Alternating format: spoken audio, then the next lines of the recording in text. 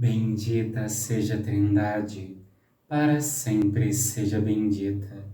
Leitura da Suma Demoníaca do Padre José Antônio Fortea, questão 45. O modo de fazer um malefício ou um feitiço é importante? Não. Dá na mesma usar vísceras de animais ou cabelo da vítima. Dá na mesma usar um boneco de cera ou desenhar um pentagrama no chão rodeado de velas.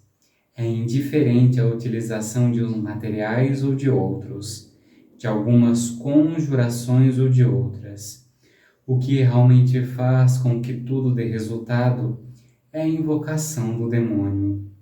A maneira pela qual ele é invocado é irrelevante. Aqui, antes de terminar, eu já faço essa ressalva. Quando ele diz o que realmente dá resultado, não é que dá resultado, é que o que faz um malefício se tornar um malefício não é o material, não é a quantidade de coisas que eu uso, mas é a invocação que se faz do poder do demônio. Agora, se vai dar resultado ou não, cabe a Deus. No entanto, para o demônio interessa fazer que seus servidores acreditem que tais rituais e materiais têm uma importância, pois assim faz as pessoas pensarem que elas têm a capacidade de dominar essas influências. Pelos ritos, os bruxos acreditam que mantêm o domínio da situação. O que eu falo sobre os malefícios e feitiços vale também aos exorcismos. São indiferentes os objetos e ritos com os quais exorcizamos o demônio. O importante é a fé em Deus. Podemos exorcizar o demônio munido somente com o nome de Cristo e a fé. Ainda existem exorcistas que dão grande importância às maneiras e objetos com os quais se realiza o exorcismo. Em qualquer caso, ainda que o sacerdote esteja somente armado com o nome de Cristo, a oração fará que o demônio revele ao exorcista a existência de algumas coisas que o atormentam mais que outras, uma vez que certos símbolos o atormentam de determinado modo, pois os pecados que o levaram à reprovação e agora atormentam sua alma foram específicos. E nessa questão tem um anexo à questão 45. Durante muitos anos sustentei a postura apresentada na questão 45. Postura essa que me parecia mais racional, uma vez que me agarrei a ela com unhas e dentes. No entanto, a prática do exorcismo foi desmentindo tal colocação de modo tão claro que mudei a minha opinião. Considerava que existia algum tipo de relação desconhecida entre determinados objetos e o espírito. Usar ou não algum tipo de material humano, unhas, fio de cabelo ou sangue, por exemplo, da pessoa contra a qual se vai fazer um malefício, não é indiferente. Assim como tampouco é indiferente que este objeto maléfico, aquele com o qual foi feito o malefício, seja queimado caso seja encontrado. Ademais, pensava que se isso era válido para o mal, também o seria para o bem.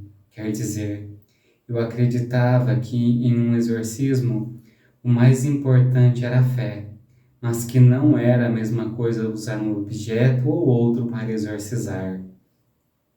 Apresentarei alguns exemplos. Em determinado momento em que Deus nos revelara, por meio do processo, que teríamos de usar cinza da quarta-feira de cinza, junto com o óleo do crisma sobre um processo, teve fim uma grande possessão, que caso contrário haveria de se prolongar por vários dias. Em outros casos, fazer sinais da cruz sobre determinada parte do corpo do possesso pode cortar o mal, inclusive em horas. A tese de que a única coisa que importa é a fé e de que o objeto ou o modo são indiferentes, me parecia uma tese tão bela como despretensiosa e inofensiva. Eu considerava que o fato de o material ter certa relevância nesse caso, tanto para fazer malefícios como para exorcizar, não significava que cairíamos na magia, e sim significava simplesmente reconhecer que entre o material e o espiritual existem relações muito mais complexas do que imaginamos, e todas elas regidas não pela irracionalidade, mas por uma racionalidade tal que nos supera. Mantive essa segunda postura durante 3 anos. Depois houve novamente um progresso em mim com relação à compreensão dessas realidades, o que me fez voltar à primeira postura. Hoje em dia eu acredito que o objeto para fazer um malefício e o modo de fazê-lo são completamente indiferentes. São os demônios que nos fazem acreditar que importam. Os demônios têm maior interesse em atacar uma pessoa que os invocam de determinada maneira, sob certos rituais ou usando determinados objetos. Em si mesmos, os rituais são indiferentes, mas o inferno quer nos convencer do contrário, para criar assim uma espécie de ciência maléfica. O que importa para a eficácia de um malefício são 2 coisas: a vontade de quem o realiza e invoca os demônios, e a vontade dos demônios de atacar uma pessoa. A mesma doutrina é válida para conseguir o milagre ou uma intervenção de Deus. Os objetos de um ritual, um sacrifício do Antigo Testamento, uma liturgia de adoração, são indiferentes. Importa apenas a vontade de quem pede e o desejo de Deus. Não existe uma fórmula para fazer um milagre. A vontade de quem invoca, clama e pede. A vontade de quem atua é quem realiza todo o ato. Então, por que nos exorcismos determinados elementos parecem ter uma eficácia concreta para afligir e afastar demônios?